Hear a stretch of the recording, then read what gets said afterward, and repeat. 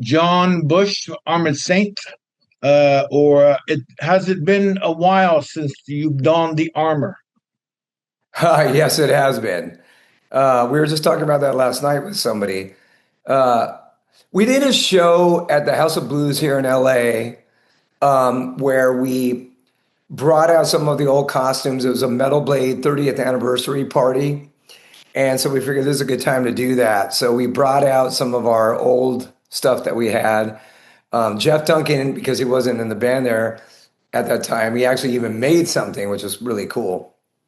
Joey and I bought wigs at Hollywood Toys and Costume, which is like right down the street, and a wig that kind of looked like the hair we had at the time. It was very good. And we came out and we played like a song. Crowd was like, "What?" and really into it, and it was fun. And then after that, we just robed a little bit. Then they were booing, "Boo!" And I'm like, "What? I'm not going to wear this wig the whole show here. That'll be silly."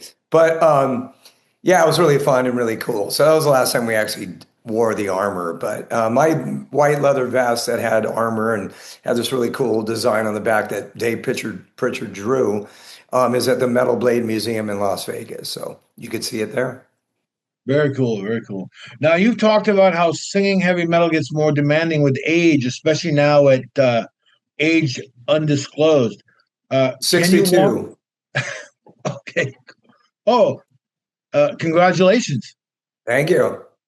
Can you walk us through how you've had to adapt your voice and your training over the years to keep performing at such a high level? Well, the key is it's always sing. I think that's the important part. It's a muscle like anything else, and you got to work it and you got to make it strong and, take care of it. Sometimes it gets annoying because I have some issues with like acid reflux, and it could just be really just because I like coffee and, I like to drink periodically, not too much, but I do.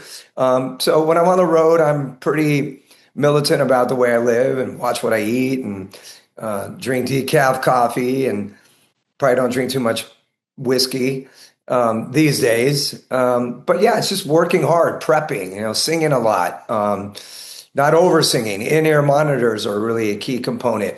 Maybe changing things a little here and there live to make it sound not necessarily only more appropriate for my voice at this point, but sounding better, I think, sometimes, So even these Anthrax songs that I'm going to be doing in December, they're 20 to 30 years old. So still a long time ago. So, but I've been singing and prepping for that, as well as this Armored Saint tour we're doing with Michael Schenker, and just work hard, really.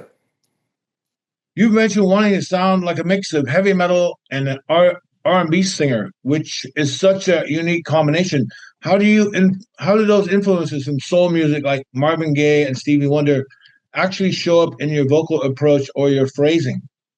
Just, that was the kind of music we were listening to when we were in like junior high, and we were really starting to discover a lot of bands and music. And we would listen to Kiss Alive, take it off, and put on Earth, Wind, and Fire Gratitude.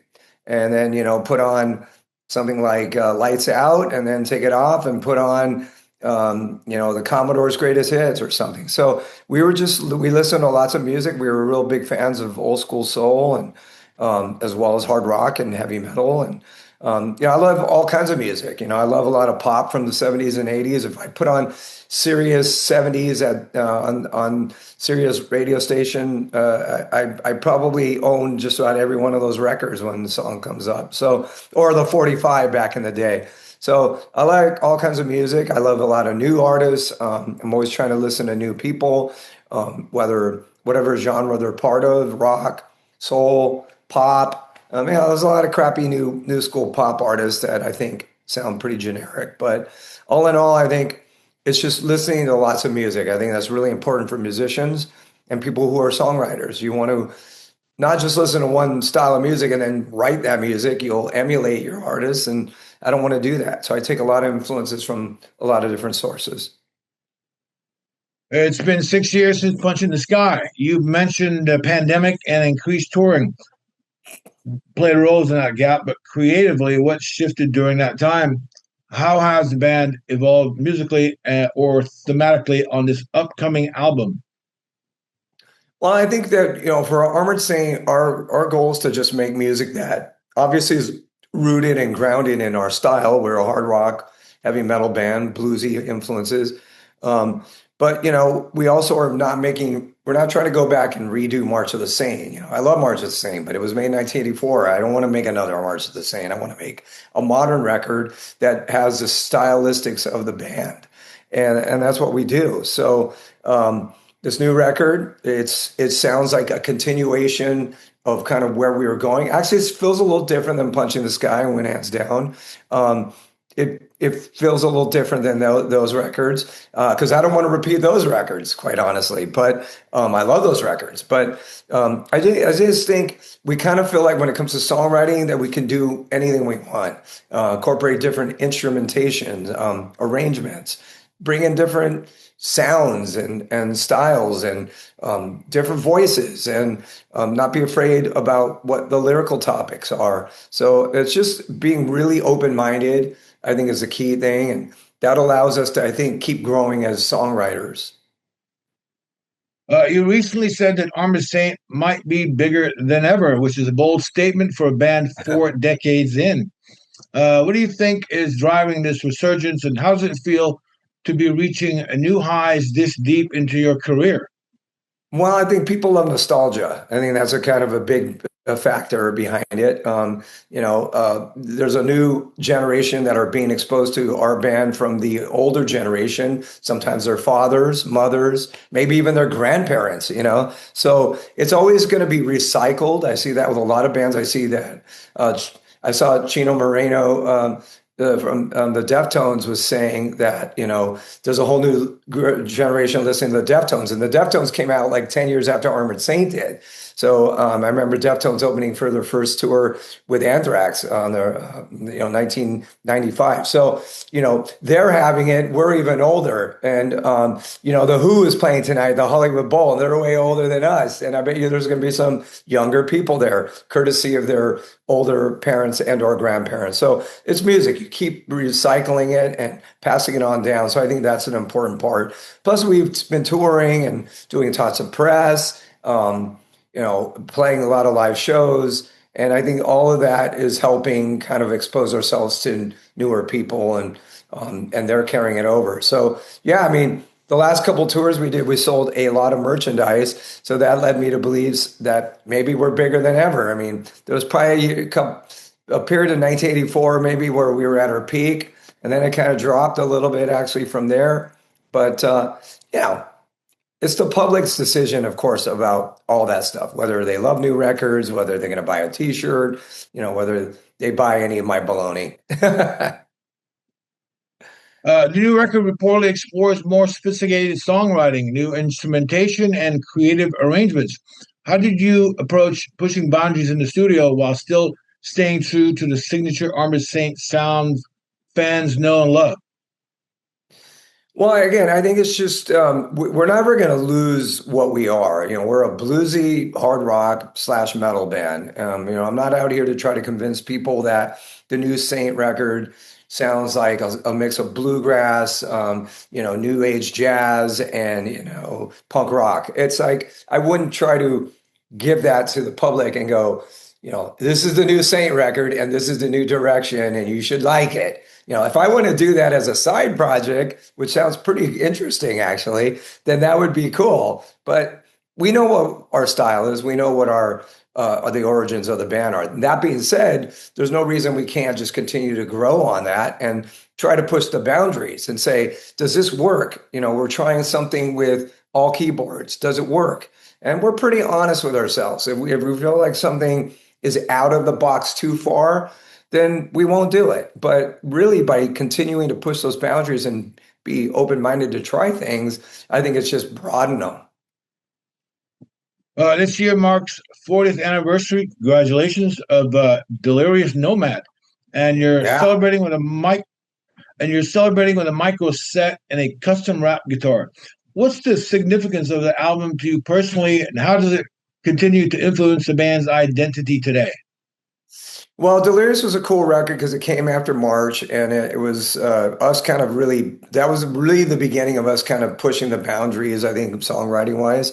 We had some rockers, Long Before I Die, and songs like The Laugh, and You're Never Alone, which is an old one of the first songs we ever wrote. But then we were trying different things with like Over the Edge and Aftermath, of course, and even songs like For the Sake, which we were kind of messing around with arrangements and stuff and trying different styles. So I think that's why this record kind of, for a lot of people, is one of their favorite records.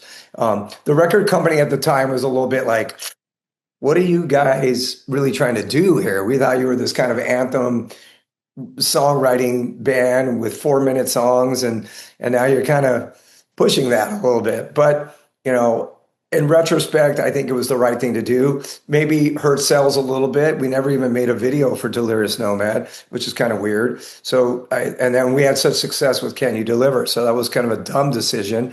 Although I guess at the time they thought MTV wasn't playing videos, so they thought it was a waste of money. But, like I said, maybe questionable decisions and certainly some head scratching from the record company, Chrysalis at that time in 1985. But looking back, people love Delirious Nomad, and it's going to be fun to dig out some of these songs that we haven't played in a long time. We've been rehearsing the last couple of days, and it's cool to hear some of the stuff we haven't played since the 80s, and some of it sounds pretty fresh. Oh, if you have a chance to hop on stage with Wasp or Michael Schenker during this upcoming tours, what songs would you be most stoked to jump in on? Well, I don't think I'm going to be jumping on with Wasp, but I planted the seed that I would love to maybe do one song at some point with Michael. I mean, UFO was definitely one of my favorite bands of all time, and I spent many countless hours in my garage learning how to sing by emulating Phil Mogg. Still one of my favorite singers. Just such a cool vibe, and Lights Out, Obsession. I mean, those two albums are two of my favorite rock albums of all time. So I don't want to step on anyone's toes here. It should be for fun and certainly make everyone comfortable. But yeah, there's a bunch of songs I would love to play. And deep tracks, probably not the obvious ones. So who knows? We'll see. Which of the past Armored Saint records would you like to redo given the opportunity? Oh, I don't want to redo anything, actually. I'm quite content with the way they are. Sure, everyone maybe, for the most part, might have had something that we would have changed here and there in retrospect. But to me, that was the record that was supposed to come out at that time. So, for instance, some of the way the mixing came out on March of the Saint, I think it could have been a little grittier, a little bit more like the garage band that we really were, and it was a little too slick. But I don't want to go back in and change that because that was the record and it came out in 1984 and that was it. So, I feel like I'm okay with all that. I don't want to go back and try to write something that could have been wrong. I still feel like that was the way the record was supposed to be made at that time, and I accept it. What's your favorite and least favorite Armored Saint album? Least favorite? A favorite and least favorite. Oh, shoot. I don't want to say that. I've said songs before. I go, I don't like that song. And people go, what? That's my favorite song. So, I mean, once the songs and records are released and out, I mean, sure, I have my own personal favorites, but I kind of let people feel the way they do about them. So the last thing I want to do is rain on somebody's parade. If their favorite song is Envy, it's like, okay, then that's awesome. So, I don't know. Favorite song? I don't know. I mean, you can't beat Aftermath live. It's just one of the classic Armored Saint songs of all time, especially live. But, is it my favorite? Yeah, at that moment it is. And where do you consume most music now? In the car, the gym, home? All those places, but I do still like to buy LPs and CDs. I feel like I got to contribute to the business I'm in, and if I'm not buying records, then I'm not helping the business I'm in. So I can't squawk if somebody doesn't buy records. So I still love LPs. I still love CDs, actually, and CDs I listen in my car. I got a minivan. That's what I drive because a lot of times I was driving around my kids and my son and his hockey friends to practice, but. I create the stereo system and it kicks ass. And I still like buying CDs. I just bought a couple records, CDs recently. I got the new Darren Malakian record from System of a Down, Scars on Broadway. It's a cool record. So, and I bought the CD, at the record store in Detroit when I was just there recently. Go Tigers. Yeah, it's cool. So yeah, whatever. I mean, I'm always trying to buy material. I love LPs. We have a home in Big Bear up in the mountains here outside of LA, and we have a cool record player there and tons of vinyl. And it's just, I get excited when I go up there and I know I'm going to play a bunch of records. Yeah, I'm drawn to searching out record stores whenever I travel. It's just I don't know, like a church for me to some Yeah, degree. Are well, you are you of the same mindset or? there's not a lot of record stores anymore, which is very sad. I mean, that was such a part of our youth. So it's a big drag. But yeah, I love going into record stores, and when I go in, I feel compelled to buy something because, I don't want to just go in and look. I got to get something. So whether that's in the States or, in Europe, it doesn't matter. I love to go out and buy records and try to contribute to the business that I'm in. It's a store, not a museum. Right. Yeah, I miss record stores. I mean, Tower Records was right down the street on Sunset where I'm at here. Amoeba is still here. They reopened it several years back and it's kicking ass. And, I loved, there was an original store in Pasadena called Puba's, which is a cool record store where I bought a lot of records and the first couple versions of Kerrang magazine. So, I miss those days. I came across a Tower Records in Dublin a few years ago, Dublin, Ireland. Awesome. Yeah, it was Yeah, Tower Records is actually still really big in Japan, actually. So cool. There's hope. there is. Maybe we'll bring them all back. Probably not, but hey, Yeah, there's a resurgence of vinyl. It's never going to be what it was, sure. but there's certainly a resurgence of vinyl, and there's a lot of people, including a lot of young people, who still like to buy vinyl. And Categories. I'm sorry. putting on a record, there's nothing like it. Absolute. The ritual. Yeah. Open, pull out, place, drop, crank. Turn it over. The smell. Oh, Yeah, I it's mean, good. and just the record itself, it's a gatefold. It's a big, it's beautiful. It's awesome. Obviously, Category 7 brings a total different energy than Armored Satan, Anthrax. What drew you to this project, and what made it feel more? What made it feel like more than just a supergroup? Well, I don't like the whole term supergroup. I mean, we're a bunch of really cool, talented musicians, but the supergroup sounds a little bit almost arrogant. I don't really quite like that. But yeah, Phil and Mike and Jason really got together and started writing these really killer tunes. And once I heard it, I went, "Wow, man, that sounds pretty amazing." So let me try to contribute something to it and see what I can bring to the table. And I think I wrote some pretty cool stuff with it. And next thing you know, we had enough material for a record. So it was like, let's do it. Why not? Right? Put out a record. So I think the record's really awesome. Couple little mistakes made in conjunction with some of the market, with it. But, whatever, it happens. I can't worry about it too much. I think the record will live on forever. And I think people should check it out. I mean, James Hetfield liked it. What can you say?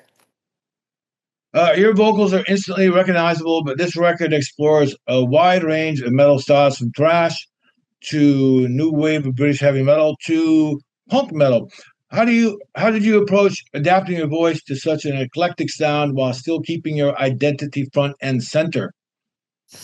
Just trying to just have fun with it. Writing songs is still a lot of fun. I think I'm still a really good lyricist, and I have something to say, and I enjoy the prospect, I mean, the aspect of writing songs and putting melodies together and just recording vocals and doubling vocals and sometimes tripling vocals and putting in harmonies and all the things that go into creating music. It's still a lot of fun, and I feel like I still have a lot to say and offer. The new Armored Saint record sounds killer. So, I think the day when I was like, okay, I don't really have much more to say, and I think I'm repeating myself too much and sounds all redundant, which I hope none of those days come, then hopefully I'll say I'm done. But I think I'm still making some really cool, credible music at this point in my life, which is pretty amazing because I'm 62, as I pointed out. So it's not easy when you get older to be creative and do something different and still the same, but like not repeat yourself. It's a challenge. There was lyrics I was like, oh, I used that before. I got to change that, or I got to.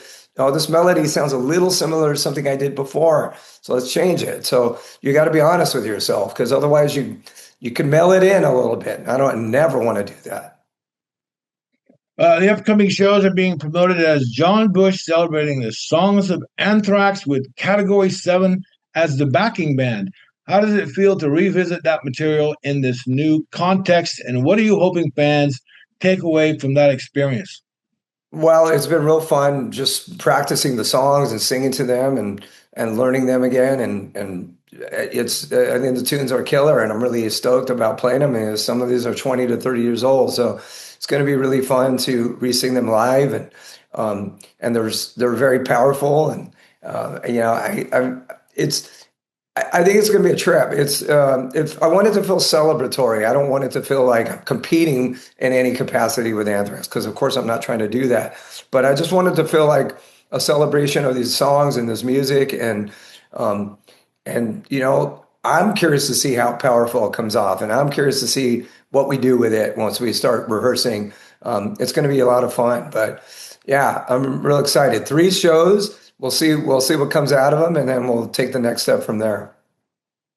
If Category 7 were forced to enter a battle of the bands, Mad Max style, in a post-apocalyptic wasteland, who in the band is driving the war rig, who's swinging the flaming guitar, and who's most likely to negotiate peace with the rival tribe? Wow, that's pretty funny. Well, Jason Bittner might be swinging the ball. Maybe Jack Gibson would be the guy negotiating because he's really mellow, and so maybe he'd be a really good voice of reason. I'm probably not the obvious choice for that. And then let's put Phil and Mike. They could both take turns driving it. I'll just be a passenger, and maybe I'll look at a map, not even GPS from a phone, but a map, old school map. Well, thank you so much for your time. We look forward to catching you on some of these shows.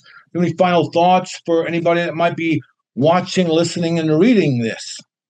Oh, just thanks for the support through all the years. Always can't do it without you, and that's the truth. And so, come out and watch Saint play.